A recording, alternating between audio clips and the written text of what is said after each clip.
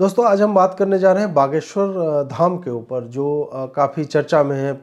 धीरेन्द्र शास्त्री जी जो हैं उनको लगातार निशाना बनाया जा रहा है और निशाना बनाने वाले वही लोग हैं जो कि यूजुअल सस्पेक्ट्स माने जाते हैं कि जिन्हें बाकी धर्मों में कोई अंधविश्वास नहीं दिखता। माफ़ कीजिएगा, बाकी तो धर्म होते ही नहीं, रिलीजन है, मजहब है या पॉलिटिकल आइडियोलॉजी है और छद्म रूप में अपने आप को मजहब या रिलीजन करके घोषणा करते हैं, तो वहाँ पे उनको कुछ नहीं दिखता। और अचानक से एक चल गया मूवमेंट चल गया है कि हिंदू धर्माचार्यों को उनको जो है मॉक किया जाए, उनको चैलेंज किया जाए और उनके ऊपर टीका टिप्पणी करके उनकी छवि धूमिल किया जाए और हिंदुओं को जो है उनको नीचा दिखाया जाए कि तुम किस तरह के बाबा लोगों को फॉलो करते हो तुम लोग भाई। और ये चला और आप देखेंगे कि पिछले 3-4 दिनों में इन बातों को लेकर खूब मतलब हर चैनल पे ये चला है कि भाग गए बागेश्वर सरकार, धीरेन्द्र शास्त्री जो है अंधविश्वास फैला रहे हैं, अंधश्रद्धा की बातें हो रही, ये सारी बातें हो रही हैं। अब मीडिया जो है इस बात को लेकर नाच रही है और मीडिया सदैव ही जो इस तरह के ट्रेंडिंग टॉपिक्स होते हैं उस पर घुसती है। 9 बजे का डिबेट करेगी, 10 बजे का डिबेट करेगी और बातों को चबा चबा कर 3 लाइन का इनका स्क्रिप्ट होता है। एंकर यहाँ से टहल कर उस तरफ जाएगी, उस तरफ से टहल कर इस तरफ आएगी।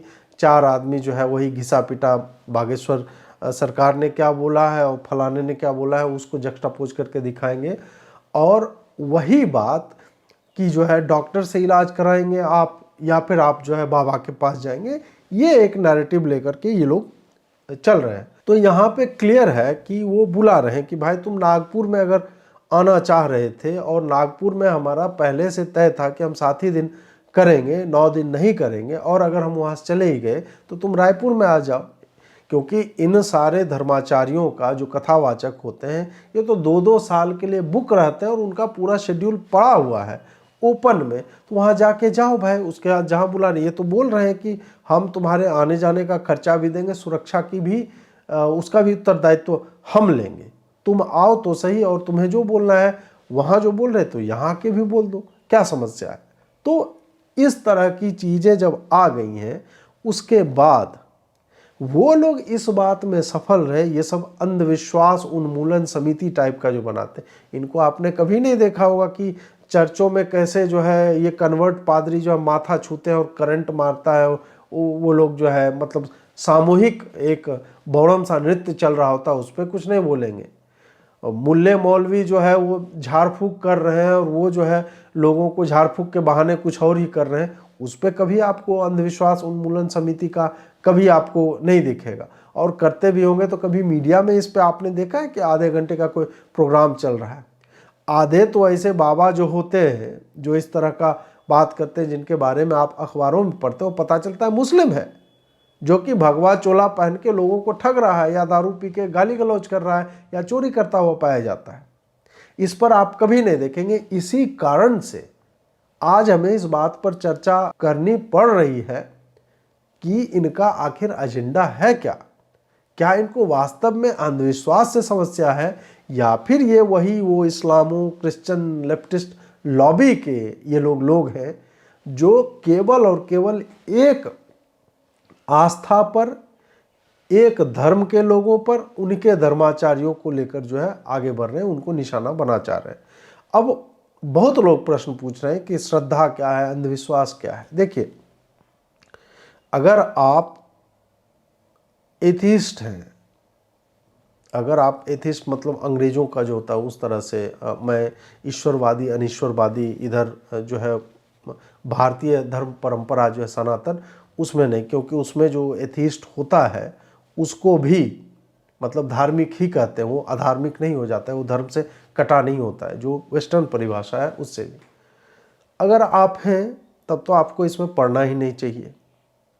आपकी आस्था नहीं है इसलिए आप अंधविश्वास क्या है फलाना, वो आप उधर विवेचना करते रहिए, अपने घर में कीजिए आपको जो करना है।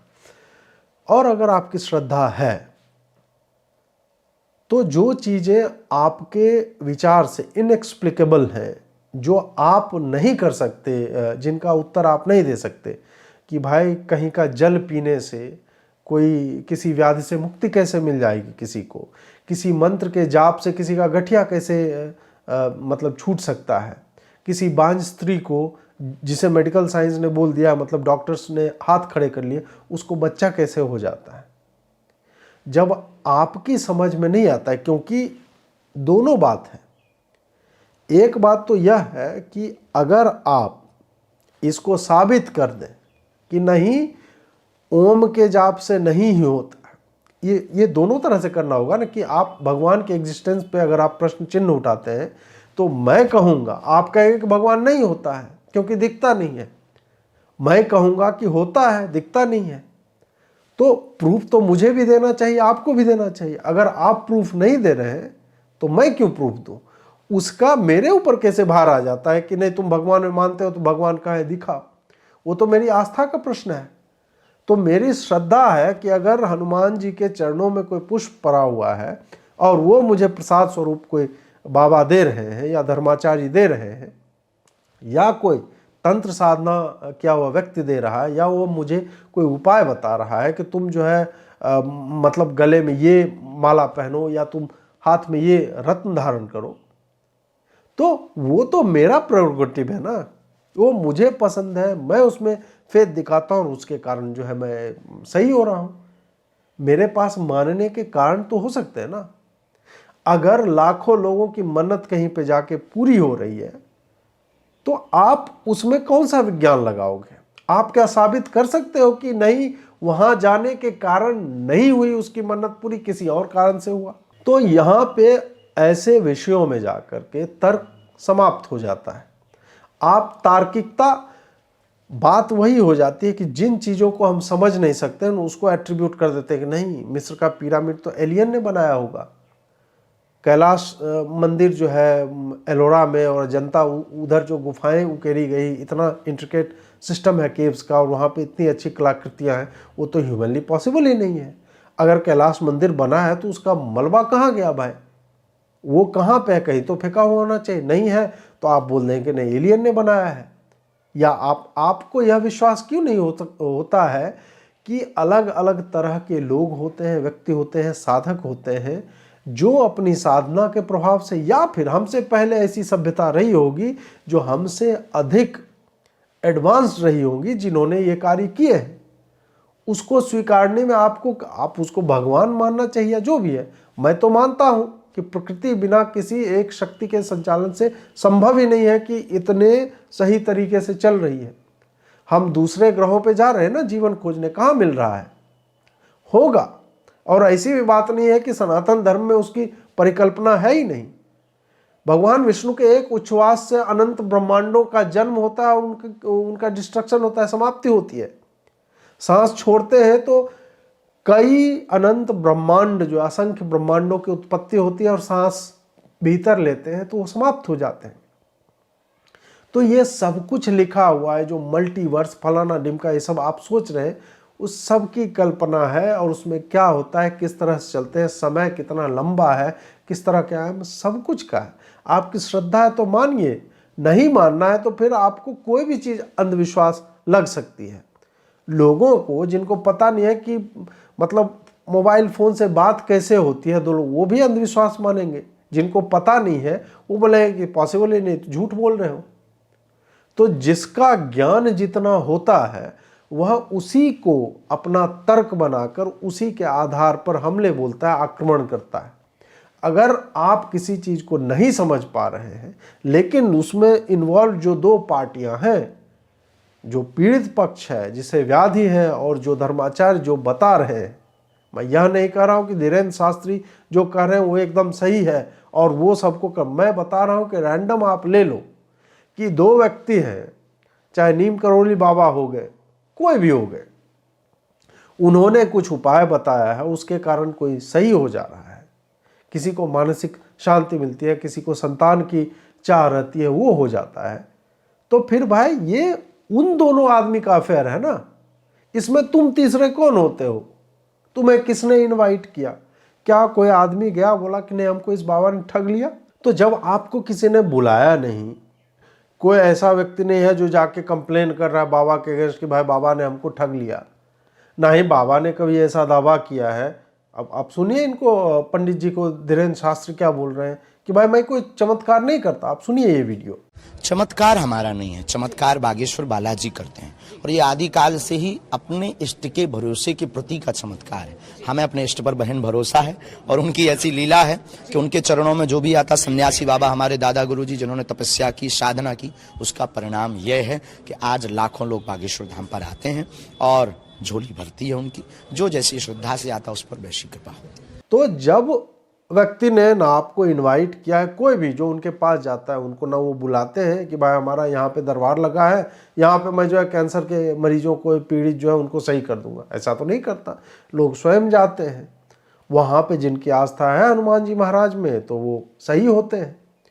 और जो सही होते हैं या जिनका कुछ नहीं होता वो आपके पास आए क्या? नहीं आए। आपने स्वतः संज्ञान लिया कि नहीं, मुझे लग रहा है कि अंधविश्वास है, तो जाओ भाई, रायपुर में बुला रहे हैं उनके पास आप जाइए। अब प्रश्न आता है कि ये एक तरफा हमला, आक्रमण जो है वो केवल हिंदू धर्माचार्यों पर ही क्यों हो रहा है? आपने कभी सुना है कि भाई क्रिश्चियन जो मिशनरी, वो आरंभ में मैं जो बोल रहा था कि माथा छू करके एकदम से करंट का प्रवाह होता है और जीव निकाल कर नाचने वाली महिला जो है, नो कन्वर्जन नाम का ट्विटर का हैंडल है, उस पर जाकर देखिए कितने उन्होंने सैकड़ों लिस्ट किए हुए हैं इस तरह की घटनाएं। उधर जो पंजाब में जो हो रहा है, जालंधर में सामूहिक तरीके से जो ईसाईकरण चल रहा है, वहाँ कन्वर्जन, उस पर तो कोई कुछ नहीं बोल रहा है, वहाँ भी तो चमत्कार ही दिखाए जा रहे हैं, वहाँ पर भी तो इसी तरह की चीज़ें हो रही, तो उस पर आप क्यों नहीं जाते? इस्लाम में मौलवी लोग क्या कर रहे हैं वो जाके आप देखिए, उस पर आप कभी नहीं बोलते हैं कि अंधविश्वास है और फलाना का। वो जो है थूक रहे हैं भोजन में तो उसको बोल रहे हैं कि आप दम भर रहे हैं, वो हलाल कर रहे हैं, उसको आप जस्टिफाई कर रहे हैं उसके थूकने तक को, कि वो नहीं, प्रसाद में भी अगर थूक रहा है तो हिंदुओं को ले लेना चाहिए क्योंकि वो हलाल हो गया। उसमें आपको मजा आ रहा है, तभी तो आपके इंटेंट पर संदेह होता है। और ये इसीलिए कर रहे हैं हिंदू धर्माचार्यों पर क्योंकि अभी भी 100 करोड़ हिंदू जो भारत में है उसमें ये जितने तरह से कन्वर्जन करना चाह रहे थे वो रेट इनको अचीव हो नहीं पा रहा है। और दिनों दिन पहले देखेंगे कि आप ये धर्माचारी जो थे वो मूलतः भगवान राम की कथा कह लिए, भागवत कथा कह लीजिए, शिव पुराण की कथा या जो भी हमारे ग्रंथ हैं उनकी कथा कहते थे, वो कभी भी पॉलिटिकल नहीं होते थे। वो सामाजिकता की बात करते थे, धर्माचरण की बात करते थे, लेकिन पॉलिटिकल बातें नहीं करते थे। पॉलिटिकल से मतलब है कि जिहाद हो रहा है, लव जिहाद हो रहा है, कन्वर्जन हो रहा है, इस पे कभी नहीं बोलते थे। अब जो है कुछ बाबाओं ने, कुछ धर्माचार्यों ने इन विषयों पर बोलना आरंभ कर दिया है। 2.5 लाख लोग आते हैं, हर व्यक्ति और 5 लोगों से संपर्क साधता है। जो भी गया होगा तो बात तो करेगा ना, अपने गांव घर जाएगा तो उससे और लोग प्रभावित होते हैं। YouTube पर वीडियोज की व्यूज आप देख लीजिए, लाइव टीवी पे आता है। और मैं आपको बता रहा हूं कि हिंदुओं के जितने घर होंगे जहां पर टीवी है, आप जाकर देख लीजिए कि अगर वहां पे सास बहू का और ये सीरियल ना चलता हो तो अधिकतम समयों में क्या चलता है? इन्हीं बाबा के प्रवचन चलते हैं इन घरों में। संस्कार टीवी, आस्था, ईश्वर, इन सब टीवी पे, साधना, ये सारे चैनल लगे हुए होते हैं। तो ये बाबा लोग जो है ना, इनके लिए एक आप कह सकते हैं थॉर्न इन द फ्लेश इस टाइप से है कि इनको ये चुभ रहे हैं, इनके आंखों का कांटा बन गए हैं कि भाई हम जो मूर्ख जनता को, वल्नरेबल सेक्शन है, उसको जो कन्वर्ट किया करते थे, उसमें ये धीरेन्द्र शास्त्री ये क्या कर रहा है। तो फिर क्या करते हैं कि ये एकजुट होकर, एक मतलब ग्रुप बनाकर मीडिया की मदद से ये माहौल बनाते हैं कि नहीं, बाबा तो अंधविश्वास फैला रहा है, इस पे तो बात होनी चाहिए। तो वही है कि इस तरह के कार्य करके ये हिंदुओं को अपराध बोध में ढकेलना चाहते हैं, गिल्टी फील करवाना चाहते हैं कि अबे तुम किसको यार फॉलो कर रहे हो, बताओ। उसको पोलियो है और छू दे के बोलता है कि दौड़, तो वो दौड़ गया। आपके पास कोई एविडेंस नहीं है कि वास्तव में ऐसा नहीं हुआ। वास्तव में ओम बागेश्वराय नमः के जाप से या हनुमान चालीसा के जाप से या वहाँ जो नारियल लोग चढ़ाते हैं उसके जाप से कुछ भी ठीक ना हुआ हो, आपके पास कोई साक्ष्य नहीं है इसका, आप बस एज्यूम कर रहे हैं क्योंकि आपको समझ में नहीं आ रहा है, इसलिए वो जो है अंधविश्वास हो जाता है। अब देखिए कि कुछ लोगों ने, जब मैंने ट्विटर पे कल परसों में लिखा कि चाहे वहाँ पे जो भी हो रहा है, हमें शास्त्री जी के साथ एकजुट होकर खड़े होना चाहिए, तो कुछ लोग लिख रहे हैं कि आप जो है, आप ही जैसे अंधभक्त लोग हैं जिनको अध्यात्म की कोई समझ नहीं है, धर्म की कोई समझ नहीं है, आप लोग जो है मतलब दुश्मन हैं हिंदू समाज के, आप लोग जो ऐसे बाबाओं को जो है आगे बढ़ाते हैं। ऐसे बाबाओं को मतलब, तुम अगर धर्म मानते हो तो तुम यह तो मानते होगे कि भगवान राम हनुमान जी को छोड़ के गए यहाँ पे धर्म प्रचार के लिए। तो बागेश्वर सरकार जो है, वहाँ के जो संत हैं, वो क्या राम नाम का प्रचार नहीं कर रहे हैं? और मैं तुमसे धर्म और अध्यात्म की मतलब शिक्षा लूंगा,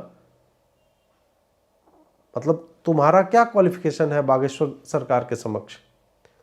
मैं मान भी लेता हूं कि चलो वो जो कर रहे हैं कि वो नाटक है, वो झूठ है, तो वो उनके आयोजन का 9 दिन का 10 दिन का जो दरबार लगता है, उसमें 3-3 घंटे उनकी कथा चलती है, वो कितने देर चलती है भाई? 10 मिनट, आधा घंटा? तो क्या उससे जो वो दूसरा कार्य कर रहे हैं वो उस पर हावी हो जाएगा? उसमें भी तब जब उन लोगों ने तुमसे आकर तो बताया नहीं कि भाई हमारे साथ अंधविश्वास हो रहा है, हम तो है जो मतलब कोई एक आदमी तो लेके आओ जो उनके खिलाफ विरोध में बोलने को तैयार हो जाए। जब मैं इन बातों पर बोलता हूं तो मैं धर्म और अध्यात्म के संदर्भ में तो बात ही नहीं कर रहा। ऐसा नहीं कि मैं सिद्धि लेके बैठा हुआ और मुझे धर्म और अध्यात्म का बहुत अधिक ज्ञान हो रखा है, नहीं। मैं तो मतलब जब मैं बागेश्वर सरकार को देखूं या जो भी इस तरह कथावाचक है, उनके सामने तो मेरा ज्ञान शून्य है। मैं उन पर कैसे कोई टिप्पणी करूंगा जो भगवान राम का नाम लेके और प्रचार कर रहा है हिंदू धर्म का? मेरा तो पूरा का पूरा फोकस जो है इस बात पर है कि वो हमारे धर्माचार्य हैं, हमारे धर्म की बात कर रहे हैं, कन्वर्जन लॉबी पे अटैक कर रहे हैं, लव जिहाद की लॉबी पे अटैक कर रहे हैं। तो मैं उनके समक्ष, उनके समर्थन में बिना किसी शर्त के खड़ा हूं। हाँ, जिस दिन आप मुझे एविडेंस ला के दे दोगे कि नहीं ये व्यभिचारी है, मैंने कभी राम रहीम का तो सपोर्ट नहीं किया ना।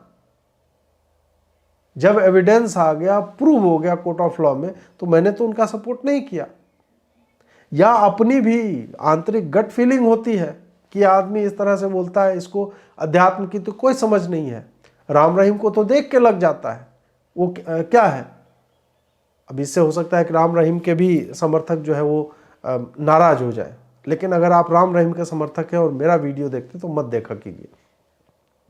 तो यहां पर जो है मैं यही कहना चाह रहा हूं कि संदर्भ आध्यात्मिकता का या धार्मिकता का नहीं है। संदर्भ यह है कि जो हमारे आपके जो एक लक्ष्य के लोग हैं, जो चल रहे हैं कि हिंदू धर्म का, सनातन सभ्यता का विकास हो और हम अपने बच्चों में धर्माचरण की बातें उनमें जो है इन्फ्यूज कर सके।